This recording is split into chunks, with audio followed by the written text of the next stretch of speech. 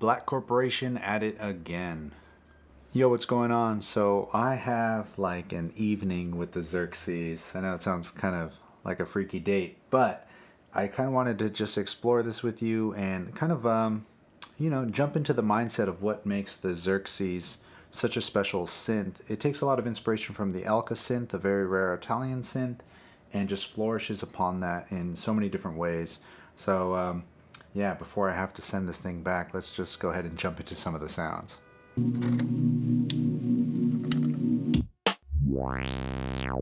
All right, the Black Corporation Xerxes. This synth heavily focuses in on the core of the oscillators, right? The sound. So similar to the original Elka, which this is inspired by, the Elka synth, a really rare Italian synth, this has digital wave shapes at the front end, but are immediately affected by all the analog wave shapers. So you got like oscillator 2, pulse width modulation, one that I haven't seen before, PAM, which is pulse amplitude modulation, which actually ends up sounding really cool, and then an analog ring modulator. So you got two of those, 8 voice polyphony. You can even do some weird stuff with the oscillator 2 and it's syncing and then changing what degree it syncs at. And yeah, after that you got 4 filters, low pass, band pass, 2 band passes, one's at 6 dB slope, one's at a 12 dB slope, as well as a high pass filter. Speaking of slopes, in case you're wondering, the low pass is a 24 dB slope and the high pass is 12. So I'm going to stick with the low pass for now. And similar to the Kijimi as well as the Deckards, you got some cool dynamics when it comes to velocity or using polyphonic aftertouch. It also supports MPE. And yeah, let's just start diving into some sounds, kind of talking about some of the features as we hear them. So got the Launchpad Pro here basically because it's got the polyphonic aftertouch. So this is one of the presets. This really just magical chorus.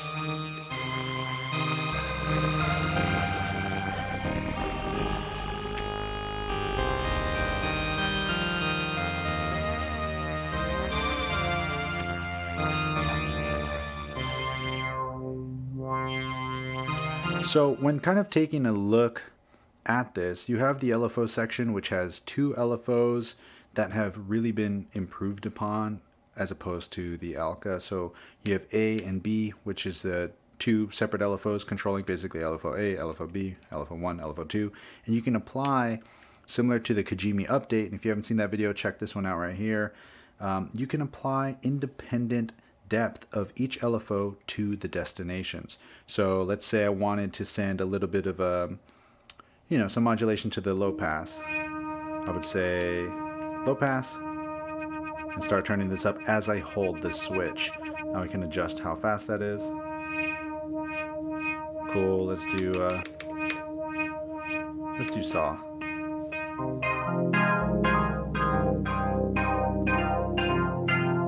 And on this patch here, you can hear that the LFO is set to monophonic mode, but you can easily change that. And let's see, where is that at? I forget. I think it's in time, LFO, mode, mono. We'll go to poly. And I like using the poly just because it allows you to kind of fall into these weird, like middle grounds between sounds.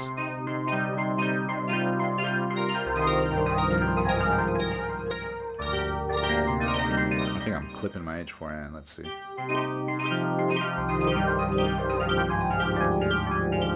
Oh, that sounds so good.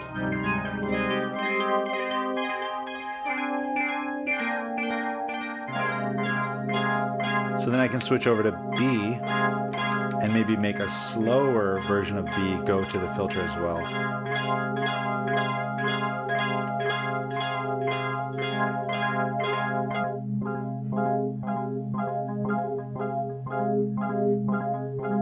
You start falling into these really just pretty and unique sounds.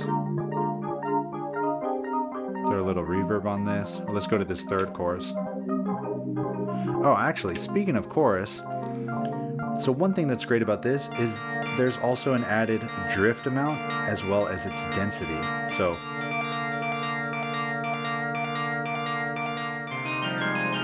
You can kind of hear it adds that analog-y detunedness.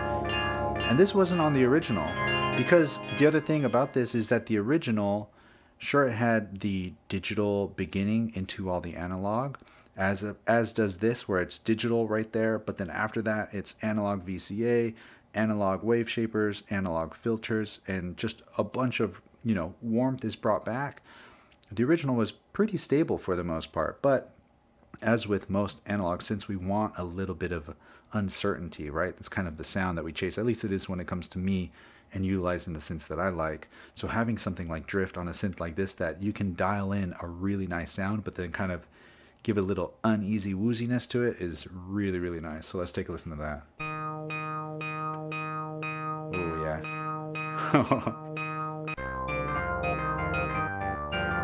Let me go ahead and take this off of the...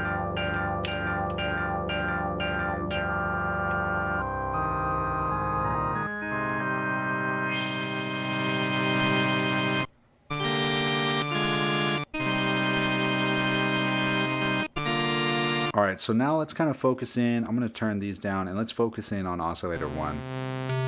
Square. If I set this to oscillator 2 pulse amplitude modulation, I'm sure Nick Bat will have fun with this thing. Now oscillator 2 is affecting the pulse amplitude. So listen to this.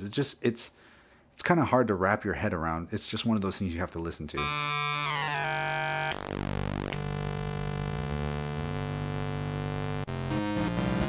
So let's play a chord.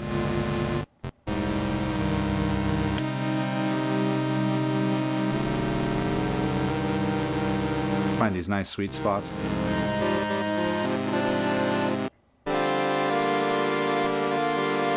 But then you can also just dial it in from there. Ooh. Maybe throw in some ring modulation.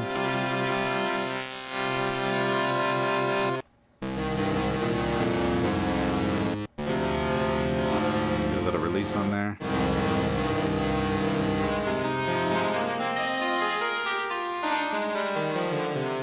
Maybe a little more, less drift, so it'll be really stable. So from here, it's moving a little bit because the transposition was set manually. But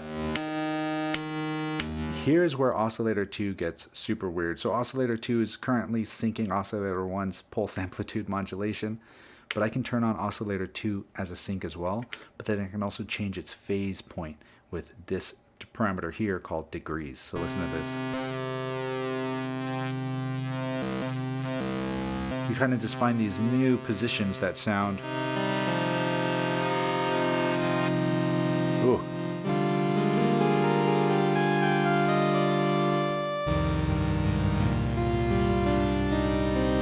Just creates this like massively wide sound, and this is with no chorus applied. And as soon as you throw a chorus on there, game over. Listen to that. Yo, this is... Oh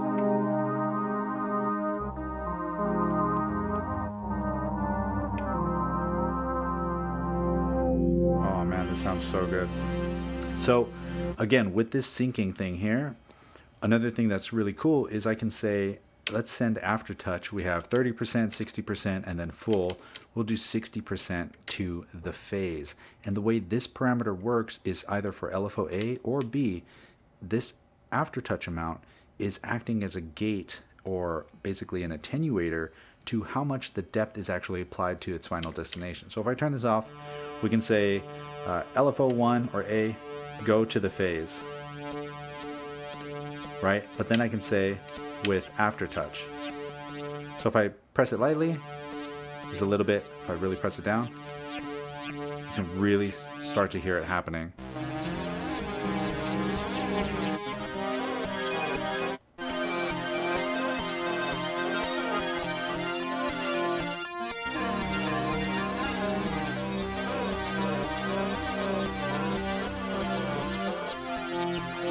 And then again, with the LFOs being poly, it's pretty wild. And if I go over to LFO B, that amount is gone because I can actually select and set a separate amount of aftertouch for LFO B to be applied to its destinations as opposed to LFO A.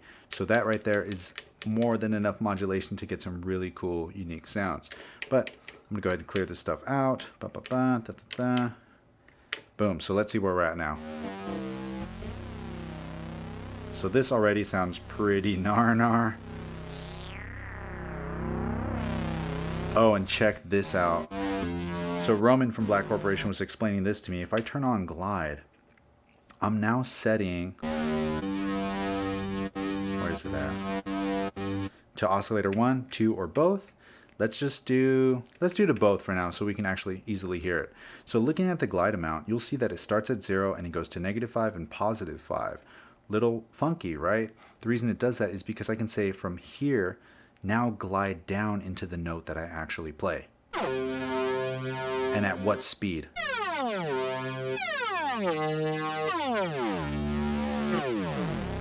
Right, so maybe just a little bit.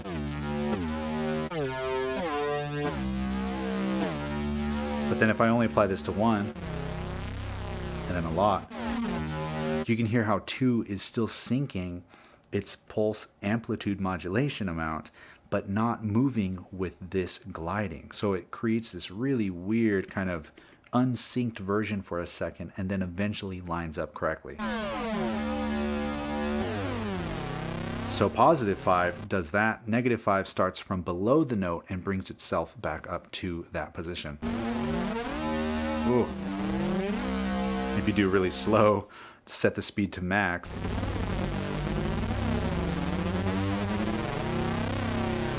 Oh my gosh, this is crazy. I'm trying so hard to not cuss right now, but this bleep is insane. Here, so I'm going to do envelope amount. Let's get some more movement in here.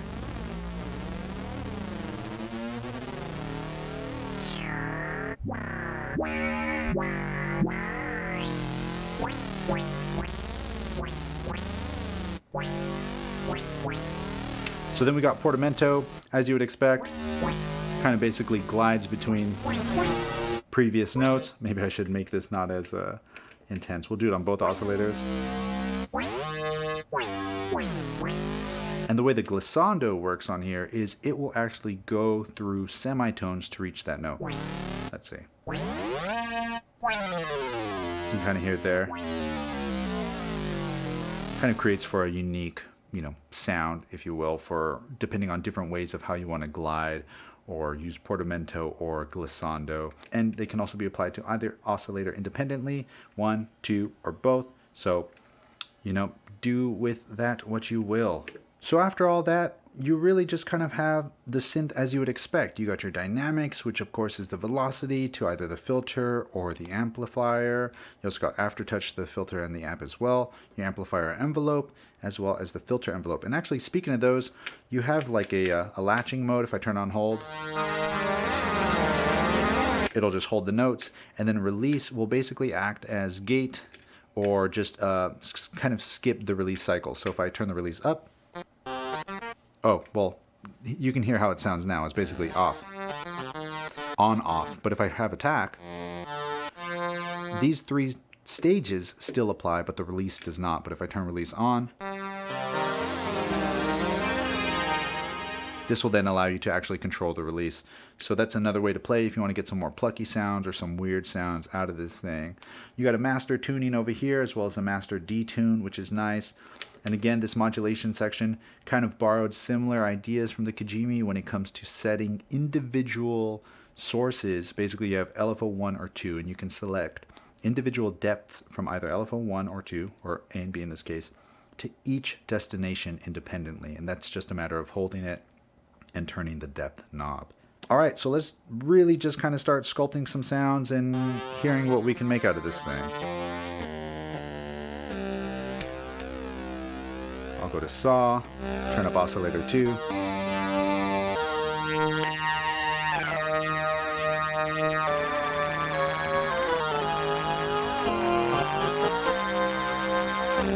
Let's sync that. That is so cool. choosing the phase point.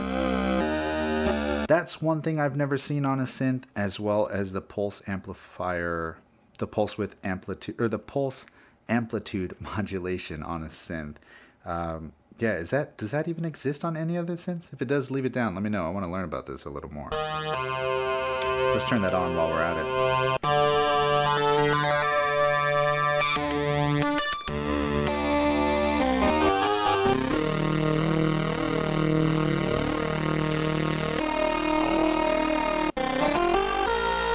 Like, see, these sounds here would be really hard to replicate with a fully analog signal path. And that's kind of, in a sense, what made the Elka was the ability to achieve these, you know, insanely stable, if you will, sounds from the VCO core. And then after that, apply all this analog weirdness to it, because it's like predictable but unpredictable at the exact same time. And then you apply stuff like drift to give it an even wilder take on that whole concept. This is awesome. Let's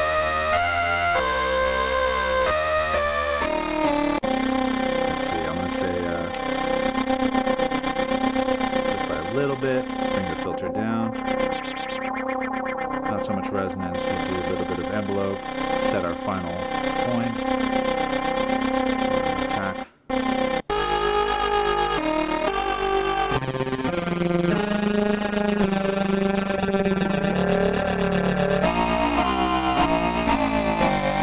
And I love that you can actually apply all of these. So I can say oscillator 2 also affect the pulse width modulation as well as the pulse amplitude modulation all at the same time. And then I can even do some weird cross modulation and send that stuff back to oscillator 2. So oscillator 1, affect oscillator 2's pulse width modulation. Whoa.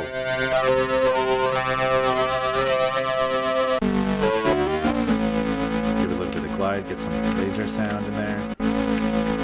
Or just oscillator 1.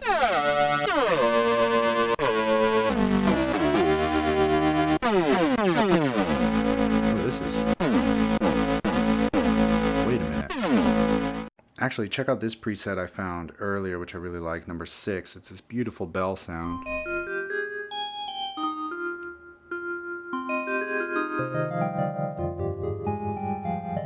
And there's just this little flutter to the filter, or what is it? Is that the pulse? I guess it is. Oh, it's just to the VCA, almost like a tremolo. Turn on the chorus. Goddamn.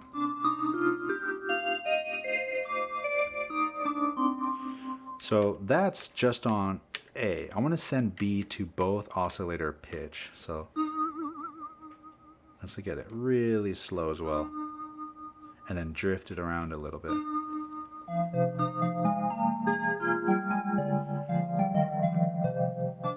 The fact that I was able to be on those wild, really harsh sounds that we were messing around with all this cross modulation, and then be able to find a preset like this makes this thing super well rounded. How does it handle really low bass? Ooh, that sounds so good.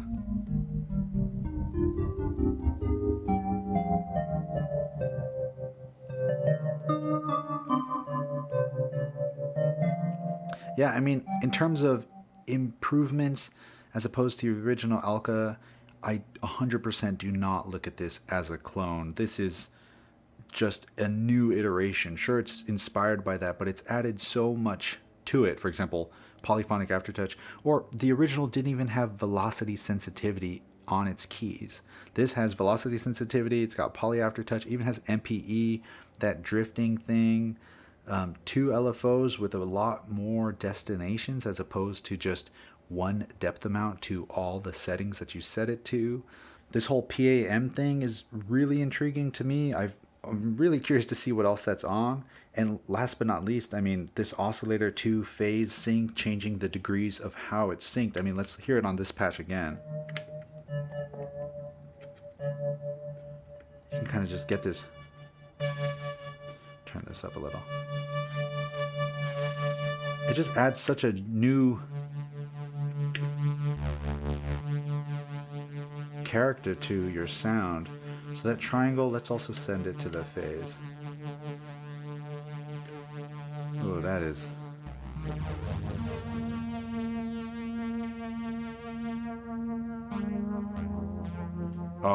damn, this is it. This is the patch. Wow. Let's do aftertouch to the filter.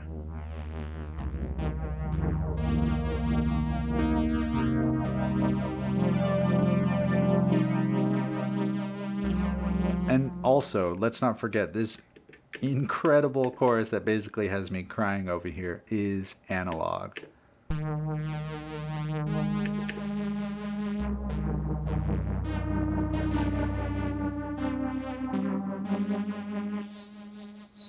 Ooh, that is definitely a self-resonating filter. I'm like barely past 12 and it's already screaming.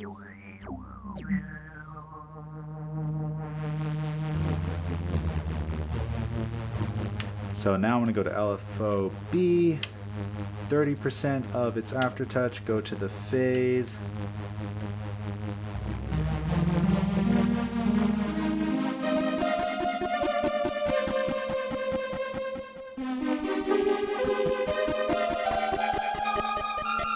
What else does this?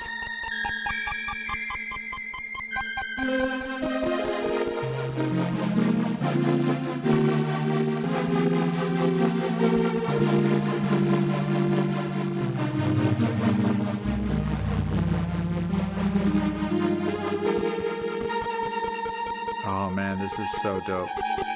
Put some ring mod on here. Oh, that makes it scream. So let's see, we got our VCA being affected by A. There it is. And we'll do, oh wow. So now LFO1's also going to the phase, but randomly. But then I also have B going to just still here, but a little less. Actually, this would be a good time to set it back to mono LFO mode. Oh, and this setting right here is essentially just letting you set the minimum and maximum at which your LFOs can actually go, which gives you a lot more control over the LFO speed. But that's not what I'm trying to do. So, boom, set this to poly. Let's go back.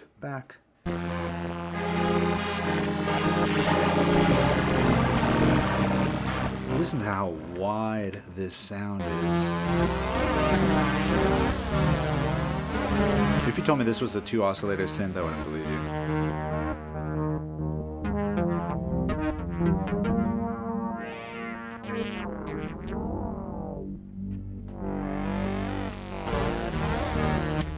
Without that, smooth, just butter. Let's check these out. All right, we got a ton of movement. So that's 6 and the 12. High pass. Also got the envelope going there as well as keyboard tracking.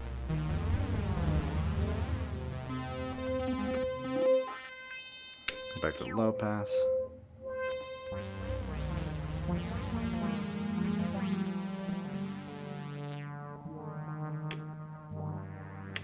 Oh, noise is an interesting one as well. So you have your noise level as you would, but you got white and pink. And this, of course, follows the amplitude envelope as well as the rest of the signal path. So you can hear it there. And it goes through the chorus, which sounds gnarly. Dude, this oscillator 2 sync thing. So if we just listen to oscillator 2,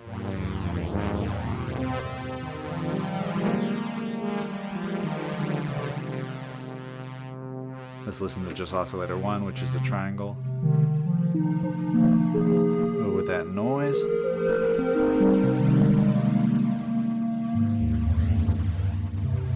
This sound is so sick. Sorry, I get too excited about this stuff. I need to pump the brakes once in a while.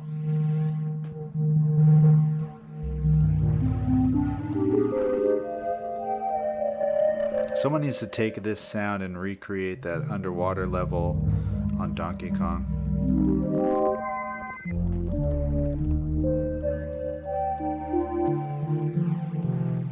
So we're listening to oscillator 1. Let's send oscillator 2 to its pulse width. And what's great here is as soon as you select that, you can already see that it jumps over to pulse. So that's kind of a convenient. Of course, I want it there if I'm already setting this.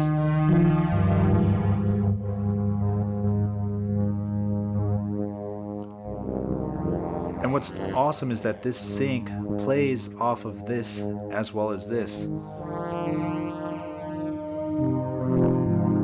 What happens if I send oscillator 1 back to 2? And then change.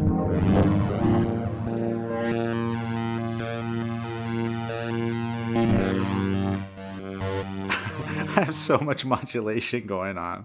I don't know what's going where. That's the beauty of something like this. With a ton of knob per function, you don't even need to really focus on this little screen. You're just kind of using your ears. Let's see, VCA, we'll go to filter. Oh, right, it was the random. So we'll do sine.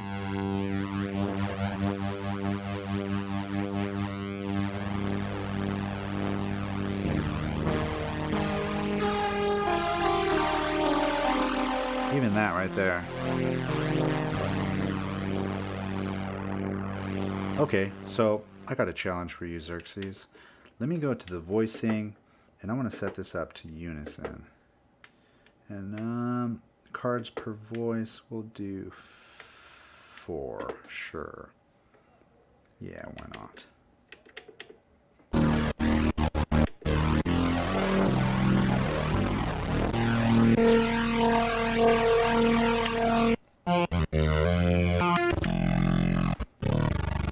Ooh, that is...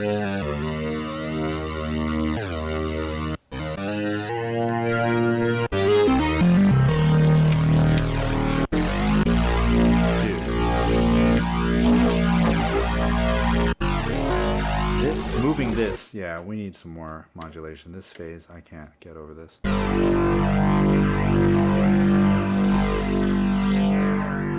some envelope, make it kind of pluggy.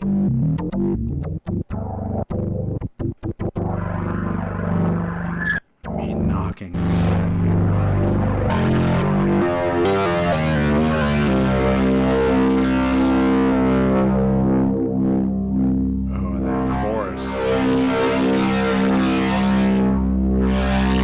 And that's just 4 out of the 8. But I'm going to take this back to Poly and probably just wrap it up here. I mean, there's so much more to explore on this thing. Hopefully I get to dive into that off camera so I don't have to worry about sounding like a fool.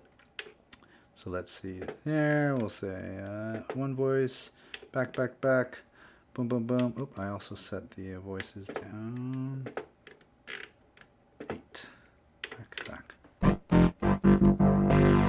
Jesus, that's still just a single voice, and it sounds almost as wide as the 4 oscillators at once. So I'm going to take this up a couple steps. And yeah, anyway, that's the Xerxes. Oh, another big thing is this is actually going to be one of the cheaper synths that you can get from Black Corporation at $3,000 as opposed to the $3,750 which the others are at. And in case you haven't noticed, these cables, they're recessed. So it comes with rack ears, thank you, and you can rack it if you want. But this is nice because if you used angled cables, you don't have to worry about wasting that 1U on the back of your synth or the back of your rack in case your angled cables can't stick. So if you use angled cables on this with the rack ears, you're set. And yeah, this thing is badass. It looks super cool. I love the gray and the white and just the little touches. I mean, I'm sure I've said this every Black Corporation video, but they nail it when it comes to design and the way things look. And I absolutely love these switches. But yeah, thanks for hanging out. Hopefully I'll see you next week. You already know the drill. Share the love, share the knowledge. Knowledge is power. Peace.